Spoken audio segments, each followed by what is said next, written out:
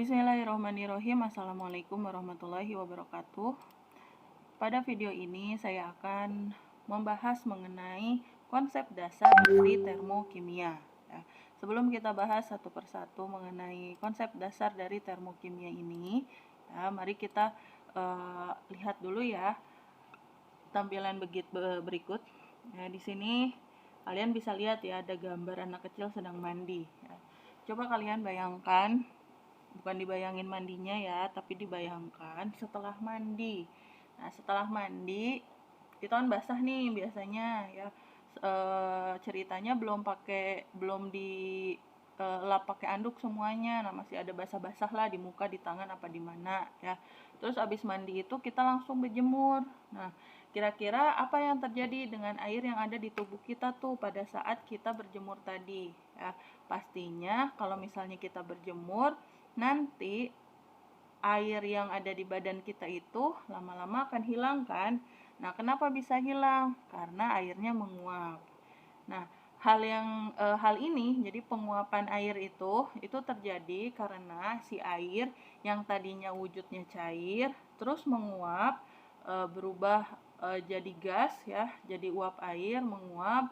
Nah, itu terjadi karena sinar matahari ya. Jadi karena ada sinar matahari, maka air yang ada di badan kita itu nanti bisa menguap. Nah, perubahan fisis dari air yang tadi saya sebutkan itu, yang tadi saya jelaskan, itu disebabkan karena adanya energi ya. Jadi secara tidak langsung ya, kalau misalnya kalian lagi berjemur terus tadinya basah jadi kering ya, itu karena ada yang terlibat di situ ya, yaitu energi.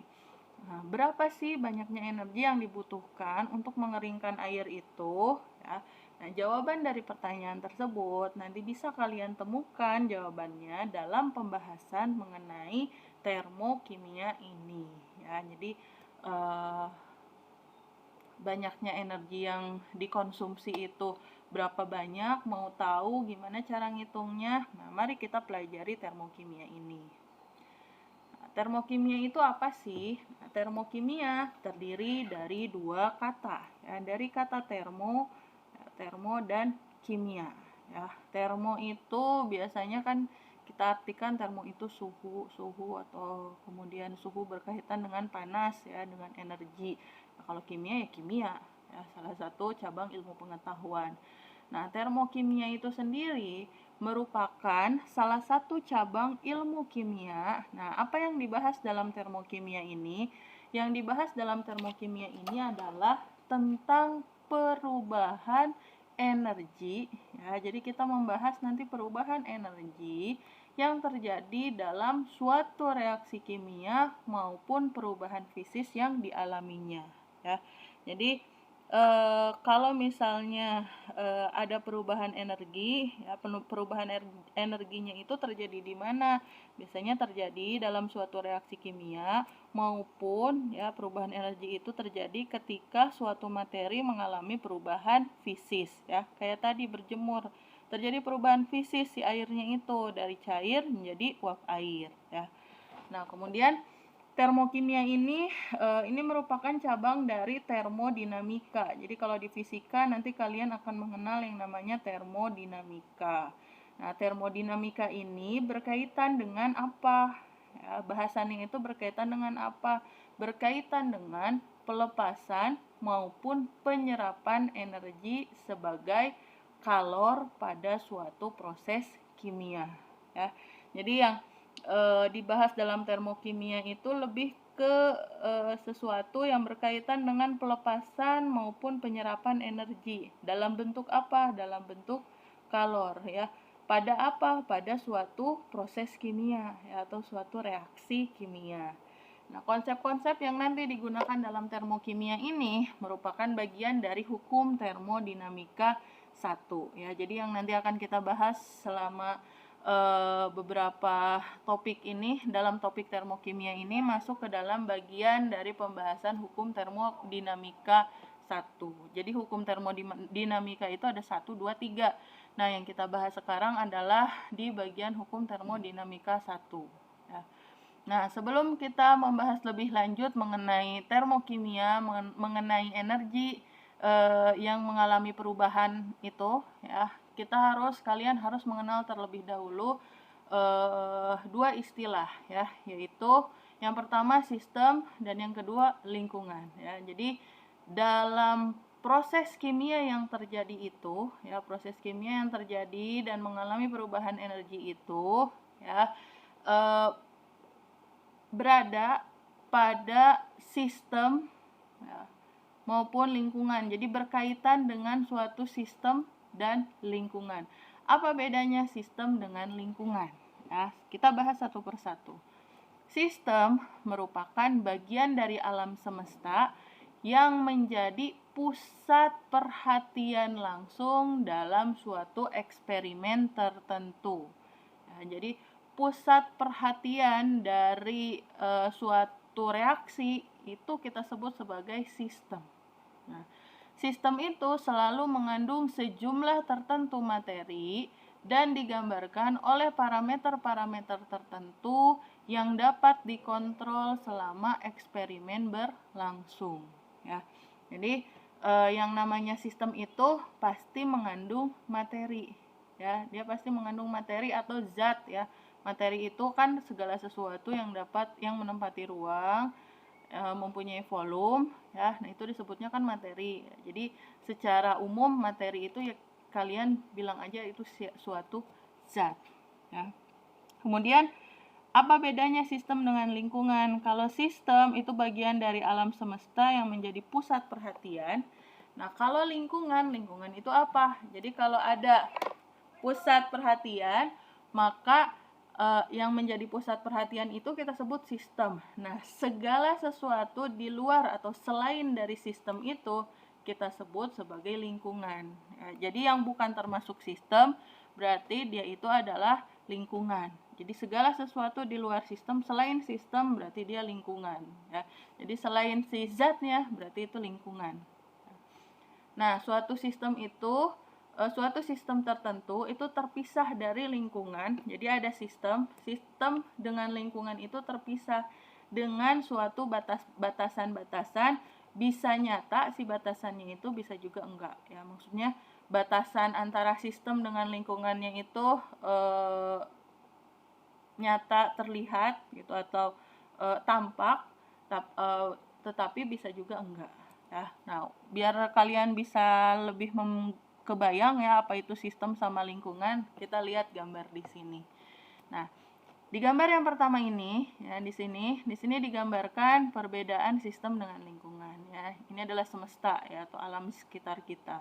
Nah, di sini ada sistem. Sistemnya itu adalah suatu zat yang berada dalam suatu labu, ya. Nah, zat yang ada di dalam ini kita sebut sebagai sistem. Nah, segala sesuatu selain sistem ini, selain si zat ini, kita sebutnya sebagai lingkungan, ya. Contohnya apa nih lingkungannya? Lingkungannya itu nih, ini si labunya, kemudian ruangan di luar labu itu juga lingkungan, ya. Kalau labunya ditaruh di atas meja berarti mejanya juga lingkungan. Kemudian kalau misalnya di mejanya ada di ruangan di laboratorium A, berarti si laboratorium itu juga lingkungan si sistem ini, ya. Sistemnya apa? Sistemnya itu ya sesuatu yang ada di dalam ini, ya. Misalnya di sini ada zat A tambah B, ya. Ini tuh isinya A ditambah B, maka yang jadi sistemnya itu ya si A dengan B, ya. Seperti itu. Kemudian contoh lainnya, nah di sini saya gambarin ada tabung reaksi, ya. Ceritanya ada tabung reaksi, kemudian di dalam tabung reaksi ini dimasukkan NaOH dan HCl, ya. NaOH dan HCl dimasukin ke sini. Nah, coba kita bedakan yang mana sistem, yang mana lingkungan. Sistemnya di dalam ini, ya, di dalam sini, di dalam gambar ini, yang menjadi sistem adalah NaOH dan HCl-nya, ya. Jadi yang jadi pusat perhatian kita adalah si NaOH sama HCl-nya, si zatnya. Kemudian lingkungannya itu apa? Ya pokoknya segala sesuatu selain NaOH dan HCl itu adalah lingkungannya. Nah, si tabung reaksi ini lingkungannya. Kemudian ruangan atau lingkungan udara di sekitar tabung reaksi ini juga disebut lingkungan, ya. Jadi seperti itu ya, membedakan sistem dengan lingkungan. Intinya sistem itu yang menjadi pusat perhatian ya. Nah, sistem itu biasanya selalu mengandung sejumlah tertentu materi ya, dan digambarkan oleh parameter-parameter tertentu yang dapat dikontrol selama eksperimen berlangsung ya. Misalnya parameternya itu si zatnya atau materinya itu berada di labu, jumlahnya berapa ya, warnanya apa ya, seperti itu. Kalau lingkungan itu adalah segala sesuatu di luar sistem. Nah, kemudian bagaimana nih keterkaitan antara si sistem dengan lingkungan ini? Ternyata sistem dan lingkungan itu dapat antara sistem dan lingkungan dapat terjadi interaksi ya. Bisa terjadi pertukaran. Ya, interaksinya itu berupa apa? Pertukaran. Jadi antara sistem sama lingkungan bisa terjadi interaksi, bisa terjadi pertukaran.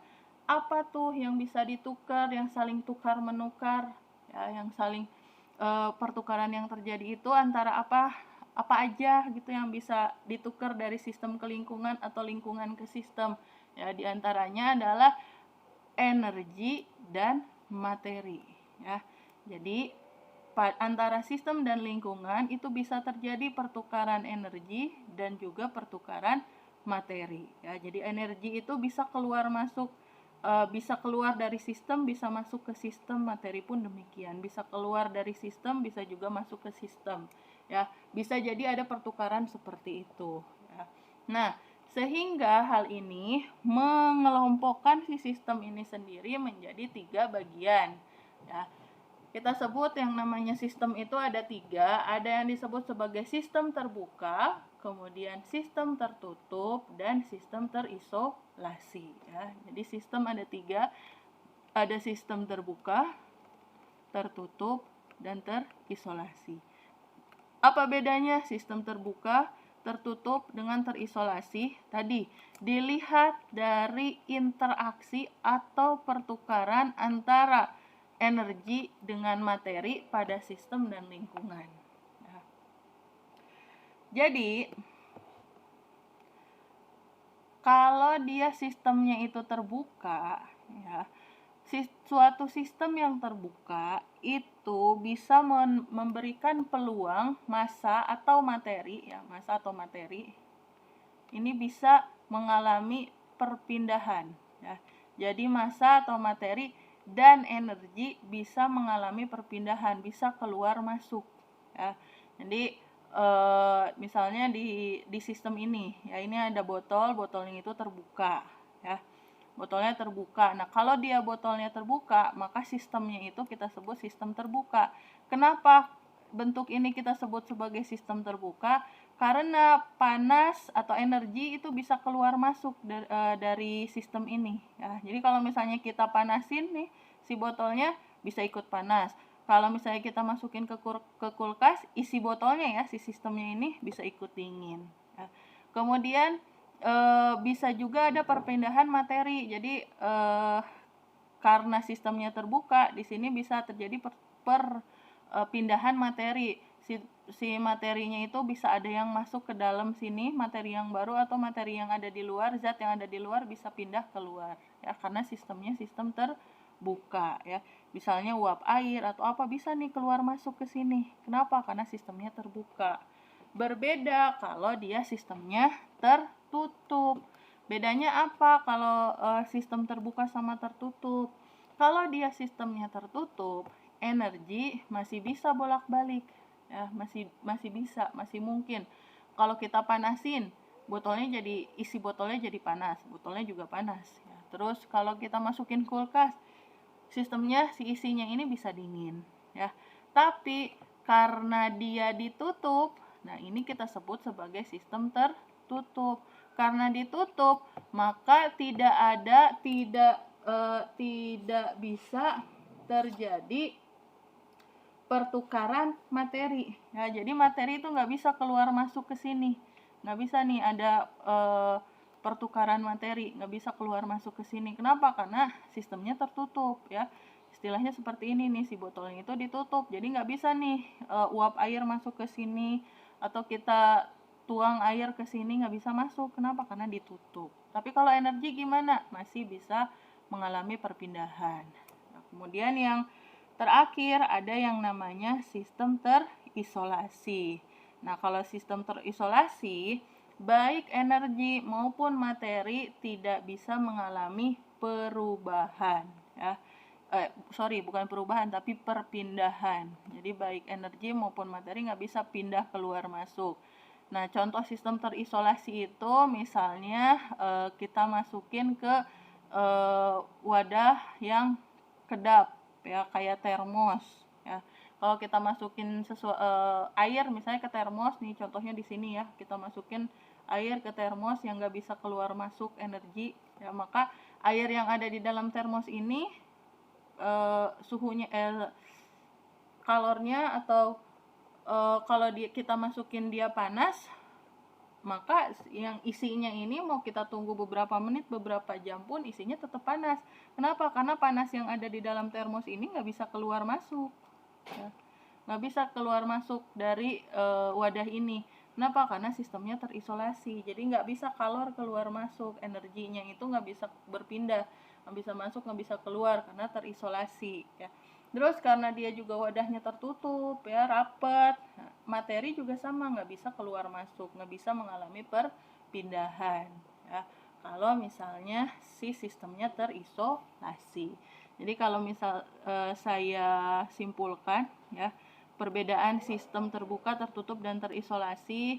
Kalau sistem terbuka itu masih bisa terjadi perpindahan energi dan zat, ya, atau materi.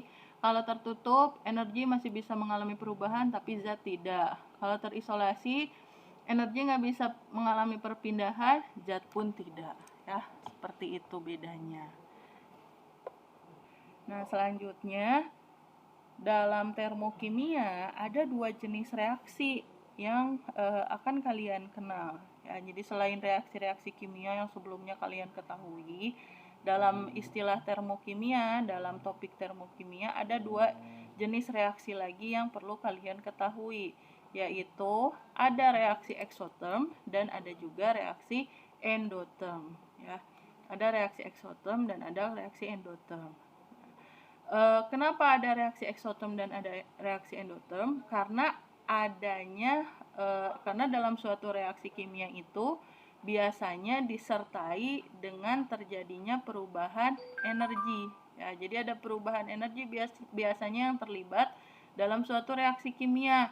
Nah, perubahan energinya itu bisa berupa penyerapan kalor maupun pelepasan kalor. Dari mana, ya? Antara sistem dengan lingkungan, ya. Jadi si sistem itu bisa mengalami penyerapan kalor, ya. Jadi kalor masuk ke dalam sistem.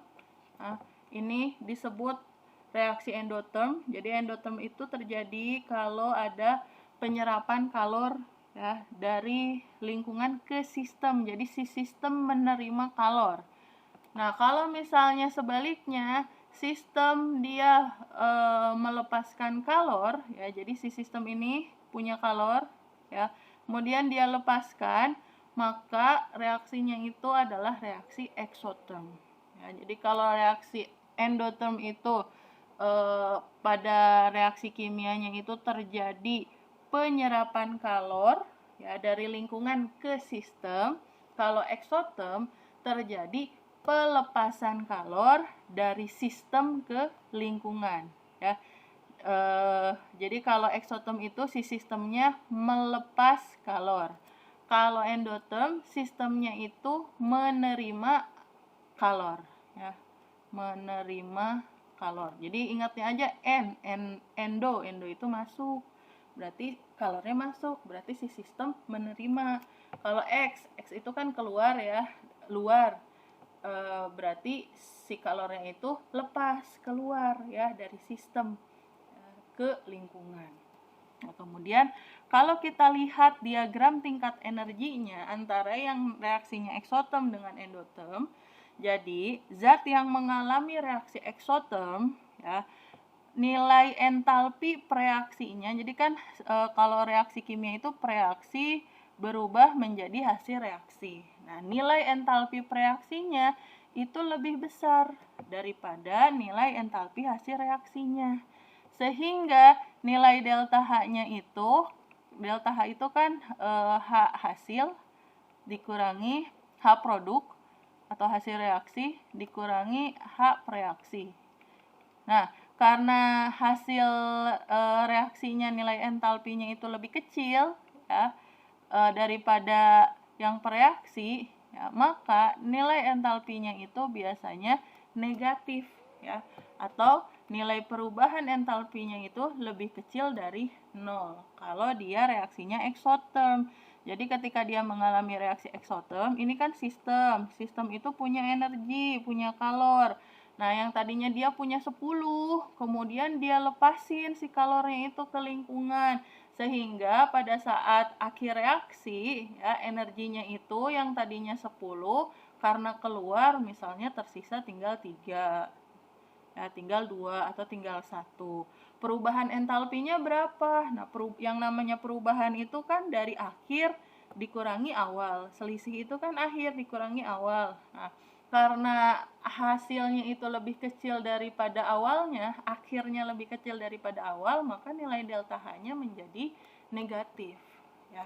Berbeda dengan yang mengalami reaksi endotherm. Kalau dia mengalami reaksi endotherm, dalam diagram tingkat energinya itu ya si entalpi pereaksi itu lebih kecil entalpinya daripada hasil reaksi, sehingga nilai delta H-nya itu menjadi positif ya, karena hasil reaksinya lebih besar daripada pereaksi. Jadi si sistem yang tadinya punya energinya itu cuma 3, lalu masuk kalor ke sini dikasih ya kalor ya, jadinya tambah banyak, awalnya 3 menjadi 10 ya. Berarti perubahan entalpinya itu dari 10 dikurangi 3 ya. 3 jadi 10, berarti kan delta H-nya itu 10 kurangi 3 atau kondisi akhir dikurangi kondisi awal. Nah, hasilnya ini positif, sehingga nilai delta H untuk reaksi endotherm itu biasanya lebih besar daripada 0 ya, karena dia menerima kalor ya, sehingga nilai delta H-nya itu menjadi positif ya. Oke, baik. Demikian ya penjelasan saya mengenai konsep dasar dari termokimia. Mohon kalian pahami dengan baik, karena entah itu sistem, entah itu lingkungan, jenis-jenis sistem dan jenis-jenis reaksi pada termokimia itu akan sangat digunakan oleh kalian dalam memahami konsep persamaan termokimia ya. Baik, terima kasih. Assalamualaikum warahmatullahi wabarakatuh.